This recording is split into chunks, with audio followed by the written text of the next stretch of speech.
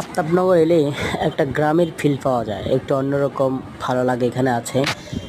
আর আফতাবনগর যাদের বাড়ি আছে তাদের বেশিরভাগ লোকের এই শহরের ভিতরে, অর্থাৎ মগবাজার, গুলশান, ধানমন্ডি এরিয়াতে ভিপিভাবে বাড়ি আছে।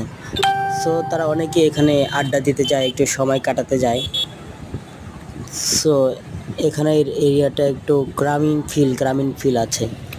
বিকালে যখন হাঁটতে যাবেন, বাতাস বইবে, একদম তাজা সবজি নিয়ে লোকজন রাস্তার পাশে বসে থাকবে। একটা আলাদা রকম ভালো লাগা এখানে, একটা আলাদা রকম ভালো লাগা, একদম গ্রামের ফিল। মনে হবে যে আপনার গ্রামে কিছুটা আপনি ফিরে গেছেন আর কি। সো আপনার সময় পেলে একটু যাবেন, ভালো লাগবে আশা করি। ভয় ভয় গাড়ি চালাচ্ছ, কিন্তু ভালো, এটা ভালো।